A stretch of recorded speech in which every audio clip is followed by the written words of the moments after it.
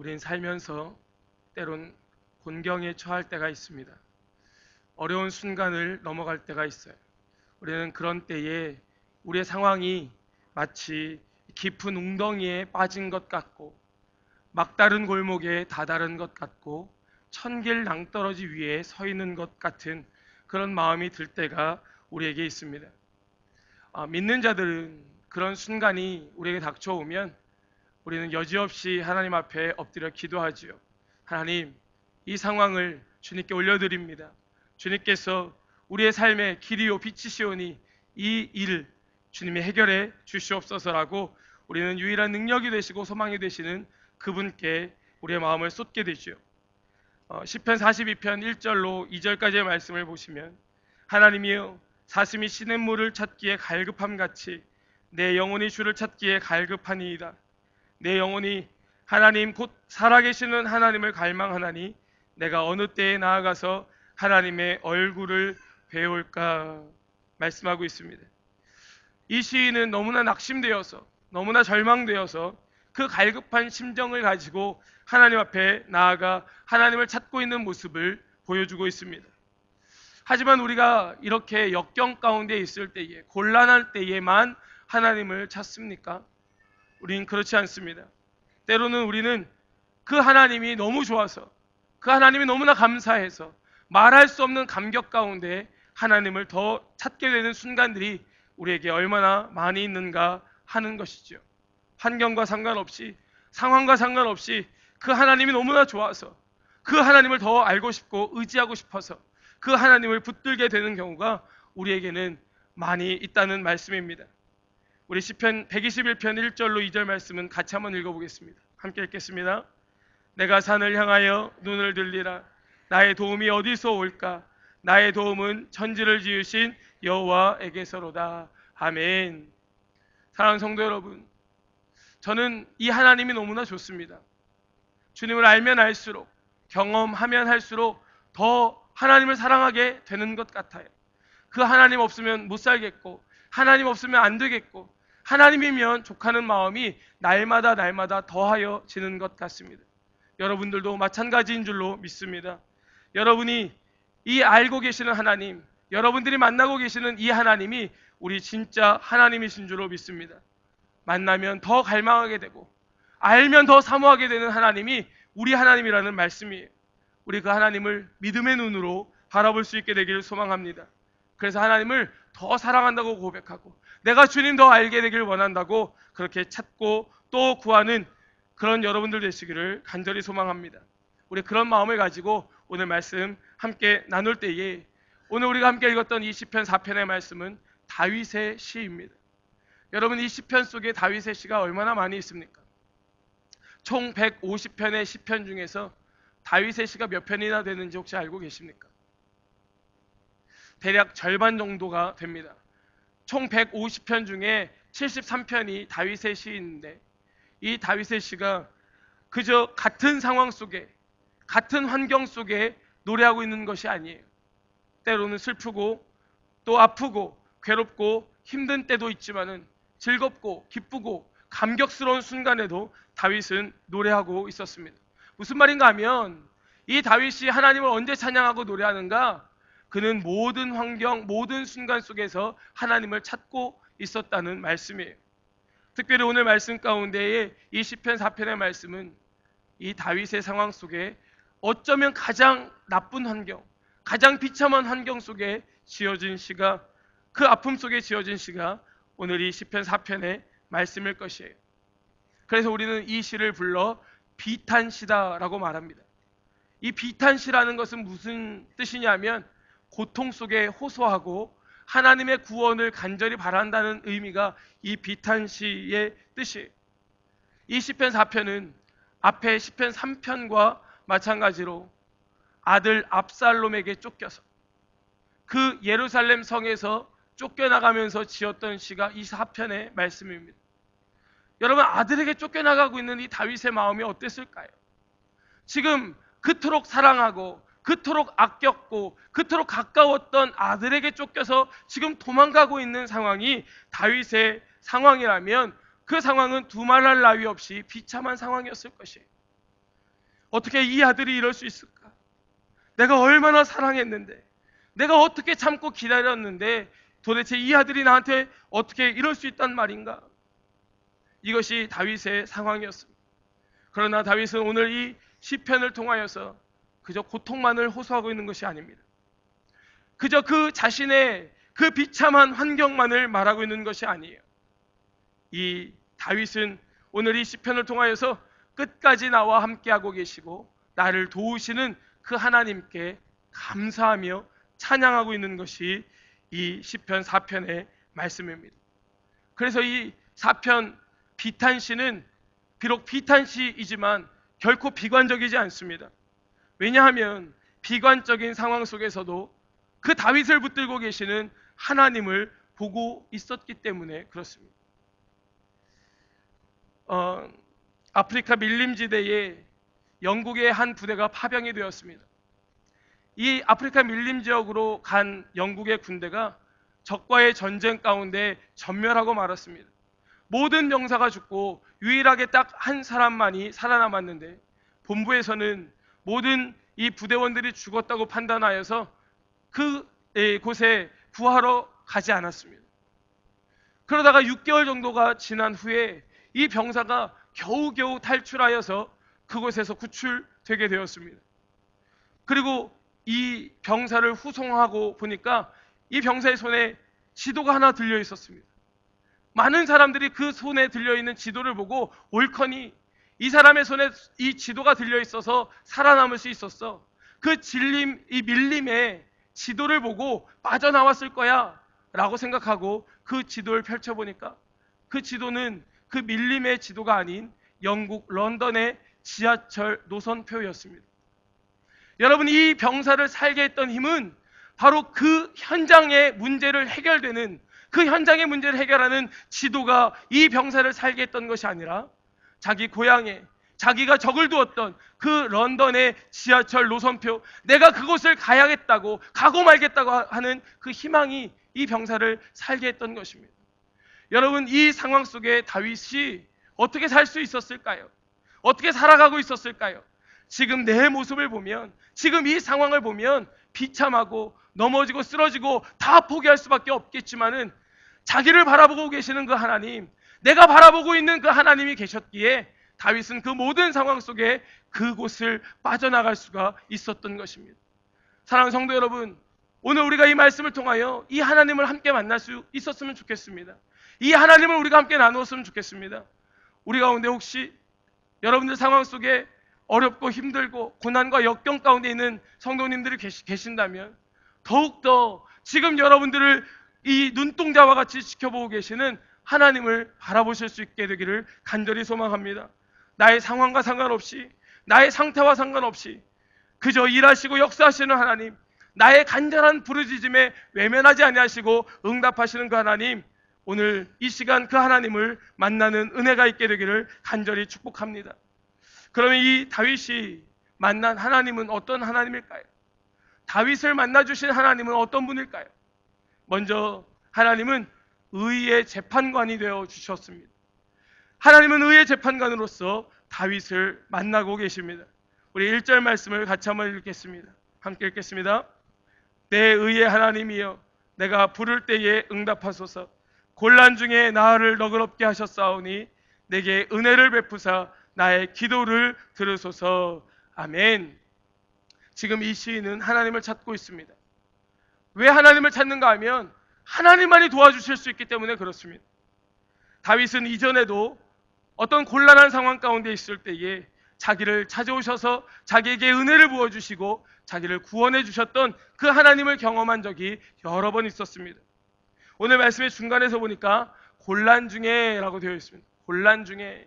여러분이 곤란 중에라는 단어의 뜻은 무슨 뜻이냐면 모든 환경이 나를 올가매서 움직일 수 없을 만큼 그런 고통 가운데의 답답한 상태가 이 곤란 중에라는 단어의 뜻이에요.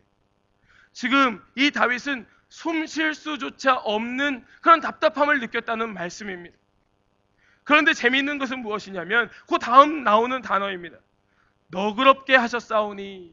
여러분, 이 단어가 재미있는 의미예요. 무슨 뜻이냐면 이 너그럽게 하였다는 단어의 뜻은 하나님께서 공간을 넓혀주셨다는 뜻입니다. 공간을 늘리셨다는 뜻이에요. 그러니까 지금 이 다윗이 처한 환경, 곤란한 환경은 어떤 환경이냐? 숨을 쉴 수조차 없는 그런 답답함 가운데 있을 때에 하나님께서 그의 공간을 넓혀주셔서 자유하게 하여 주셨다는 말씀입니다. 이 다윗의 발에 착고가 채워지고 옴짝달싹 못하도록 모든 옥죄에 있는 그 현실 속에서 하나님께서는 그의 환경을 넓히고 공간을 늘려주셔서 그를 자유하게, 그에게 숨통을 트이게 하여 주셨다는 말씀입니다. 여러분, 우리가 흔히 이 숨통이 트인다는 말을 하죠. 얼마 전에 어떤 분이 한국을 다녀오셔서 그런 말씀을 하시는 것을 들었습니다. 한국 갔다가 뉴질랜드에 오니까 이제야 좀 숨통이 트인다고. 여러분, 그것이 어떤 의미인지 확 다가오시죠. 요즘에 한국을 보면 온 하늘이 뿌옇다고 합니다. 미세먼지 때문에 도대체 이 마스크 없이는 살 수 없다고 합니다. 그런데 이 뉴질랜드에 도착하고 나니까 이 맑은 공기에 이제 숨을 쉴만 하다고 말씀하시는 것을 들었습니다. 여러분, 이것이 너그럽다는 말씀의 뜻이라는 거예요. 오늘 우리가 이 청소년들이랑 함께 예배를 하고 있는데 우리 청소년들 가운데는 엄마 때문에 숨을 못 쉬겠다고 하는 친구들이 있습니다. 답답해가지고 그 잔소리 때문에 내가 숨을 쉴 수 없다고. 그런데 이 엄마가 그 자녀를 너그럽게 대해주시는 것이죠. 어떻게 해요? 이 자녀가 숨통이 트이도록 말입니다. 숨을 쉴 수 있도록 말입니다. 여러분, 그것이 말씀 가운데에 너그럽다는 단어의 의미인 것이에요. 다윗은 과거에 자기를 찾아오셔서 그 옴짝달싹 할 수 없는 옥죄에 있는 그 얽매이는 있는 상황 속에 자기의 숨통을 트이게 해주셨던 그 하나님을 만났던 것을 지금 고백하고 기억하며 하나님 앞에 호소하고 있었던 것입니다. 사랑하는 성도 여러분, 저는 저와 여러분의 이 예배가 이렇게 숨통이 트이는 예배가 되었으면 참 좋겠습니다. 오늘 이 예배뿐만 아니라 우리 광명교회에서 드려지는 모든 예배마다 이렇게 숨통이 트이는 예배가 되었으면 좋겠어요. 새벽 예배는 새벽 예배대로, 수요 예배는 수요 예배대로, 금요 기도회는 금요 기도회대로 나올 때마다 그 답답했던 모든 환경 다 떠나가고 나를 옥매이고 숨을 쉴 수조차 없도록 만들었던 모든 환경 가운데서 주님과의 1대1의 교제 속에 내 숨통이 트이는 그런 예배 말입니다. 여러분, 그 예배를 사모할 수 있게 되기를 간절히 소망합니다. 우리 광명의 예배가 그런 예배로 회복될 수 있기를 축복합니다. 그런데 오늘 말씀을 보니까요, 이 다윗이 그런 상황 속에서 찾는 하나님이 어떤 하나님인가? 말씀의 시작을 보니까 뭐라고 되어 있습니까? 의의 하나님, 이렇게 되어 있습니다. 의의 하나님. 여러분, 이 의의 하나님이라고 말하고 있는 이 단어의 의미는 뭐냐면 나를 의롭다고 인정해 주시는 하나님, 이런 뜻이에요. 나를 인정해 주시는 하나님, 나를 의롭다고 칭해 주시는 하나님, 이런 뜻입니다. 그래서 공동번역 성경에서는 이렇게 번역을 하고 있는데 뭐라고 되어 있느냐면 나의 무죄함을, 내 무죄를 밝히시는 하나님이라고 번역하고 있습니다. 의의 하나님은 어떤 하나님인가? 그 하나님은 내가 무죄하다는 사실을 알고 인정해 주시는 하나님이 의의 하나님이라고 고백하고 있어요. 물론 이 말이 다윗이 자기 자신의 의로움, 자기의 무죄함을 주장하는 그런 의미로 사용되고 있는 것은 분명합니다. 그렇지만 다윗이 말하고 있는 이 단어의 진짜 의미는 무엇이냐면 하나님 당신이 진짜 의로우신 분이시기 때문에 의로운 것이 무엇인지를 알고 계시니까 하나님 당신의 그 의로 나를 판단하여 주시고 나의 이 상태, 이 상황을 판결하여 주십시오 라고 하는 것이 이 의의 하나님이라고 되어 있는 단어의 의미인 것이에요. 무슨 말입니까? 우리의 이 상황을 누군가에게 말할 수 있습니다. 여러분들 알고 있는 많은 지혜로운 분들에게, 어른에게 가서 상의할 수 있잖아요. 저에게 이런 문제가 있습니다. 억울합니다. 말할 수 있지 않습니까? 그런데 다윗은 그 누군가를 찾아가서 그 문제를 상의하고 논의하지 않았습니다. 왜요? 우리는 다 불의하기 때문에, 우리는 다 무죄한 것이 아니라 유죄하기 때문에. 다윗은 그 누군가에게 자기가 정의롭다고, 내가 무죄하다는 사실을 판결받을 수 없다는 사실을 깨닫고 그 문제를 하나님 앞에 나아가서 호소하고 있는 것입니다. 하나님, 당신이 의 그 자체이시니까 하나님은 의로움 그 자체이시니까 하나님의 그 의로 나를 판단해 주십시오. 내가 나의 의를 주장하는 것이 아니라 의로우신 그 하나님께서 나를 판결하시도록 주님께 나를 맡겨드리고 있는 모습이 이 다윗의 고백이었던 것입니다. 얼마나 아름답고 위대한 고백입니까? 이 다윗이 고백하고 부르짖고 있는 이 의의 하나님, 이 의의 하나님의 하나님이라고 하는 단어는 엘로헤라는 단어입니다. 여러분, 엘로헤 하니까 무엇이 떠오르십니까? 어떤 하나님의 이름이 떠오르십니까? 엘로힘, 그렇죠? 엘로힘. 여러분, 이 엘로힘이라는 하나님의 이름이 어디에 등장합니까? 창세기 1장 1절에 태초에 하나님이 천지를 창조하시니라. 그래서 이 엘로힘 하나님은 어떤 하나님인가? 천지를 창조하신 하나님, 권능과 능력의 하나님, 모든 것을 다스리시는 하나님, 그 공의의 하나님께서 나의 의로움을 인정해 주시기를 원합니다 라고 고백하는 것이 이 다윗의 고백이었습니다. 사랑하는 성도 여러분, 우리에게도 이 하나님이 절대적으로 필요한 줄로 믿습니다. 이 하나님을 붙들어야 하는 줄로 믿습니다. 숨조차 쉴 수 없는 답답함 가운데 있는 우리의 삶의 모습 속에서 나에게 찾아와 나를 너그럽게 대하여 주셨고 나의 공간을 넓혀 주셨을 뿐만 아니라 그 능력과 권위의 하나님, 그 권능의 하나님께서 나의 그 의로움, 이미 예수 그리스도의 보혈로 깨끗함을 얻고 의롭다 칭함을 얻은 나에게 찾아오셔서 그래 너는 의롭다 라고 말씀해 주시는 그 하나님을 찾고 구하며 붙들 수 있는 저와 여러분 되시길 간절히 소망합니다. 우리가 기대할 수 있는 분, 그분은 인자와 긍휼이 무궁하신 그 하나님 한 분밖에 없습니다. 예레미야가 3장 22절의 말씀 우리가 같이 한번 읽어보겠습니다. 함께 읽겠습니다. 인자와 긍휼이 무궁하심으로 우리가 진멸되지 아니함이니이다. 아멘. 이 인자와 긍휼이 무궁하신 주님을 찾고 또 찾는 우리 모든 성도님들 되시기를 소망합니다. 두 번째, 하나님은 어떤 하나님이신가? 우리의 온전한 예배를 기다리고 또 기대하시는 하나님이십니다. 2절로 5절까지의 말씀을 우리 교독하며 읽기 원합니다. 제가 먼저 읽겠습니다. 인생들아, 어느 때까지 나의 영광을 바꾸어 욕되게 하며 헛된 일을 좋아하고 거짓을 구하려는가?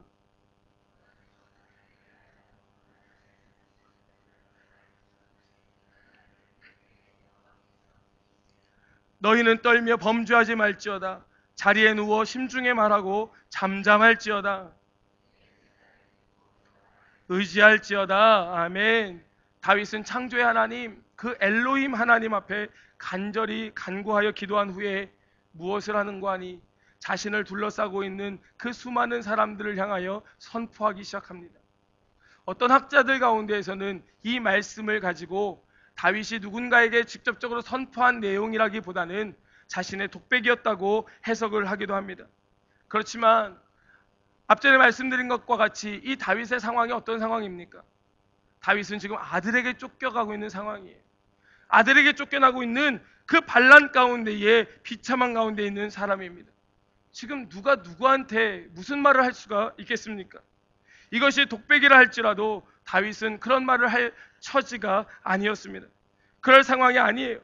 그럼에도 불구하고 다윗은 자신을 너그럽게 대하여 주셨던 그 하나님을 의지하여 선포할 때에 결론적으로 무엇이라 말씀하고 있는가? 5절 말씀을 보니까 의의 제사를 드리고 여호와를 의지하라고 말씀하지요. 이 말씀은 어떤 뜻이냐면 온전한 예배를 드리고 다 하나님께 맡기라는 말씀입니다. 왜요? 바로 그 예배 가운데에 진정한 회복을 경험했기 때문에 그렇습니다. 모든 것을 다 주님 앞에 맡기고 예배에 생명을 걸었던 다윗이었기 때문에 그렇습니다. 여러분들은 언제 하나님을 만나십니까? 여러분들은 어느 상황 가운데에 하나님의 임재를 경험하십니까? 그것이 예배의 그 시간이 아니었습니까? 예배 가운데에 그 영광의 임재 가운데에 깊이 들어가면 들어갈수록 하나님을 더 깊게 만나시지 않으셨습니까? 지금 다윗은 그 예배 가운데 만났던 하나님을 고백하고 있는 것이에요. 어떠한 상황 가운데 있던 사람들, 어떠한 환경 가운데 놓인 사람들일지라도 여러분들이요, 너희들이요, 여러분들은 하나님 앞에 온전한 예배를 드리고 다 하나님 앞에 맡기라고 고백하며 선포하고 있는 것입니다. 그 영광의 임재에 그 빛이 나에게 비춰질 때에 나의 더럽고 추악한 모습들이 다 드러나고 그 모습들을 예수 그리스도의 보혈로서 정결하게 씻어지는 은혜가 바로 예배의 현장 가운데 일어났다는 말씀입니다. 지금 사람들은 다윗을 향하여 손가락질하고 있어요. 비난하고 있습니다. 조롱하고 있습니다. 너 그렇게 하나님을 찾고 찾더니, 너 그렇게 하나님 앞에 예배한다고 하더니 지금 당하는 꼴이 뭐냐고 사람들은 조롱하고 있습니다. 그럴 때에 이 다윗이 하는 말이 무엇인가? 2절 말씀을 보시면 인생들아 어느 때까지 라고 말합니다. 여러분, 여기 인생들아 라고 되어 있는 이 단어는 무슨 단어냐면 옛날 가부장적 사회에서 이 남성들을 일컫는 단어가 이 인생들아 라는 단어입니다. 그래서 이 뜻은 무엇이냐면 영향력을 가진 사람들아, 유력한 자들아 라는 뜻이 이 인생들아 라는 단어의 뜻이에요. 그런데 지금 이 인생들이 어떻게 하고 있는가? 영광을 받고 욕이 되게 하고 헛된 일을 좋아하고 거짓을 구하려 하고 있다는 말씀이에요. 안타까워 하고 있는 다윗의 모습입니다. 그것을 이제는 그치라고 말씀하고 있는 것입니다.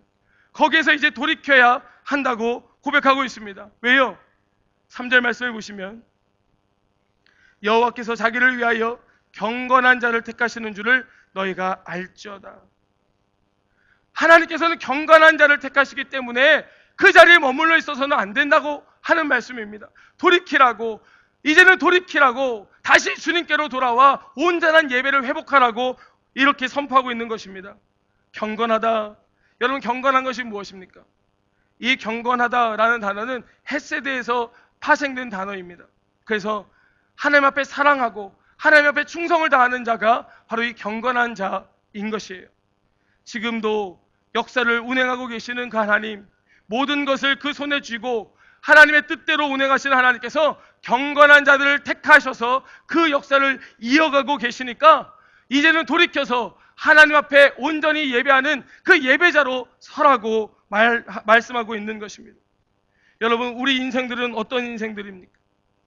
특별히 시편 2편의 말씀을 함께 보시면 시편 2편의 1절로 4절까지의 말씀을 우리가 함께 읽기 원합니다. 함께 읽겠습니다. 어찌하여 이방 나라들이 분노하며 민족들이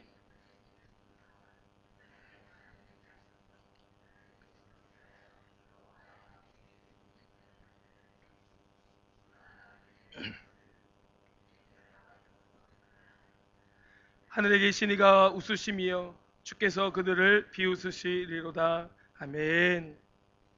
여러분, 이것이 우리 인생들의 모습이라고 시편 기자는 가르쳐주고 있습니다. 여러분, 이것이 우리의 모습이에요. 하나님을 제대로 알지도 못하고 깨닫지도 못하고 어떻게든 그 하나님의 품을 떠나 벗어나려고 발버둥치고 있는 우리들의 모습이 바로 이 인생들의 모습이었던 것입니다. 어리석은 결정을 내리고 예수님마저도 십자가에 못 박고 만 우리들의 모습입니다. 오늘 본문으로 다시 돌아와 다윗은 그런 인생들을 향하여 뭐라고 말씀하고 있는가 하면 분노하지 말아라. 그 분노로 말미암아 범죄하지 말아라. 그리고 잠잠하라 라고 이야기하고 있습니다. 신약에서도 사도 바울은 에베소 교회를 향하여 이 똑같은 말씀을 증거하고 있는데 에베소서 4장 25절로 27절까지의 말씀을 보시면 그런즉 거짓을 버리고 각각 그 이웃과 더불어 참된 것을 말하라. 이는 우리가 서로 지체가 됨이라. 분을 내어도 죄를 짓지 말며 해가 지도록 분을 품지 말고 마귀에게 틈을 주지 말라 말씀합니다. 죄 짓지 말라는 것이죠. 범죄하지 말라는 것입니다. 그리고 뭐 하라는 것이에요? 하나님 앞에 온전한 예배 드리기를 힘쓰라는 것입니다. 5절 다시 한번 우리 같이 한 목소리로 읽기 원합니다. 함께 읽겠습니다. 의의 여호와를 의지할지어다. 아멘. 그 모든 것, 그 헛된 것, 그 거짓된 것 다 내려놓고 오직 영광과 능력의 하나님께 마음을 찢어 드리는 온전한 예배를 회복하라고 말씀하고 있는 것입니다. 여러분, 세상은 자꾸 우리를 거짓된 것으로 이렇게 끌고 가고 있습니다. 우리를 속이는 자리로 우리를 몰아가고 있습니다. 여러분, 그 거짓됨을, 그 속이는 영을 이길 수 있는 힘이, 능력이 어디에서 경험되고 회복됩니까? 바로 이 예배의 자리, 예배의 현장에서 회복되는 줄로 믿으시기 바랍니다. 우리 가운데 이 예배가 진정으로 회복될 수 있게 되기를 간절히 소망합니다. 우리 한 가지만 더 살펴보면, 하나님은 어떤 하나님인가? 하나님은 우리를 눈동자와 같이 지켜보시는 하나님, 얼굴을 들어 우리를 보시는 하나님이십니다. 우리 6절 말씀도 같이 한번 읽어보겠습니다. 함께 읽겠습니다. 시작. 여러 사람의 말이 우리에게 선을 보일 자 누구뇨 하오니 여호와여 주의 얼굴을 들어 우리에게 비추소서. 아멘. 지금 다윗은 절체절명의 위기 속에서, 벼랑 끝에 선 것 같은 그런 환경 속에서 하나님 앞에 감사의 고백을 하기 시작합니다. 지금 다윗의 상황은 이런 감사를 할 만한 상황이 아니었어요. 그러나 그는 얼굴을 들어 주님, 그 얼굴을 우리에게 비춰주십시오 라고 고백하기 시작합니다. 얼마나 바보처럼 보였겠습니까? 얼마나 어리석게 보였겠습니까? 하나님이 하실 거야. 우리는 온전한 예배를 회복하면 돼. 하나님께서 하실 거야. 우리는 그분만 붙들면 돼 라고 말하고 있는 이 다윗이 얼마나 어리석게 보였는가 하는 것이에요. 다윗은 이런 말도 안 되는 상황, 있을 수도 없는 순간에 하나님께 감사하며 그 하나님께 복을 빌고 있습니다. 여호와여 주의 얼굴을 들어 우리에게 비추소서. 여러분, 이것은 하나님의 그 사랑을 기대하는 것이에요. 하나님의 그 자비를 구하는 것입니다. 하나님의 그 은혜가 우리 가운데에 충만하기를 구하는 것이 이 말씀의 뜻입니다. 여러분, 이 말씀은 아론의 기도를 연상케 합니다. 제사장의 축복이라고 하지요. 민수기 6장 말씀, 우리 24절로 27절까지의 말씀 같이 한번 읽어보겠습니다. 함께 읽겠습니다.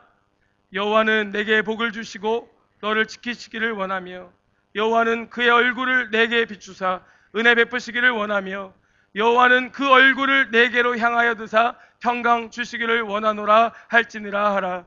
그들은 이같이 내 이름으로 이스라엘 자손에게 축복할지니 내가 그들에게 복을 주리라. 아멘. 지금 이 다윗은 자기가 처한 환경 속에서도 자기의 백성들에게, 그 이스라엘 백성들에게, 그저 내 편만이 아니라 나를 둘러싸고 있는 내 사람들에게만 아니라 그 모든 사람들을 향하여 이 아론의 축복, 이 제사장의 축복을 빌며 그들에게 하나님의 복을 구하고 있었던 것입니다.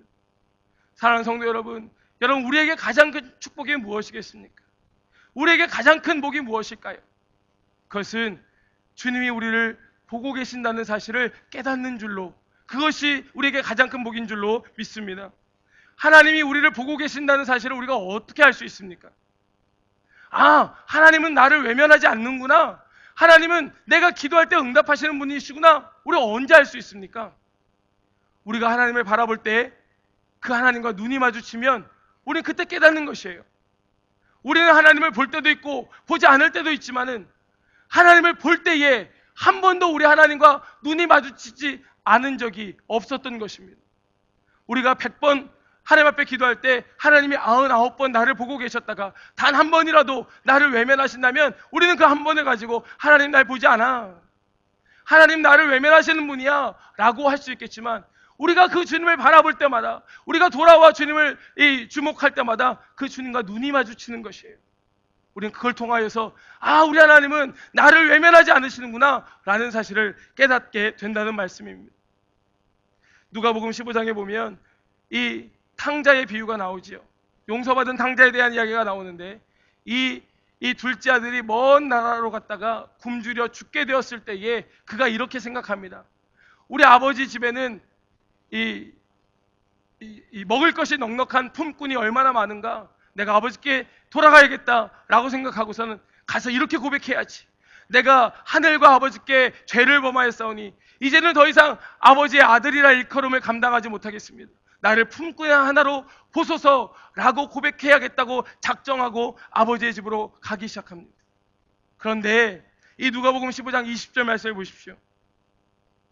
이에 일어나서 아버지께로 돌아가니라. 아직도 거리가 먼데 아버지가 그를 보고 측은히 여겨 달려가 목을 안고 입을 맞추니. 여러분, 누가 먼저 이 아들을 발견합니까?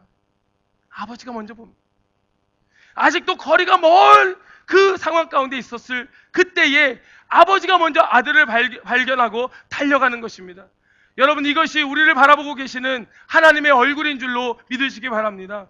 주님이 우리를 그렇게 보고 계시는 거예요. 한순간도 놓치지 않으려고 그 자리를 떠나지 아니하시고 우리만 주목하고 보고 계시는 것입니다. 언제나 나를 볼까?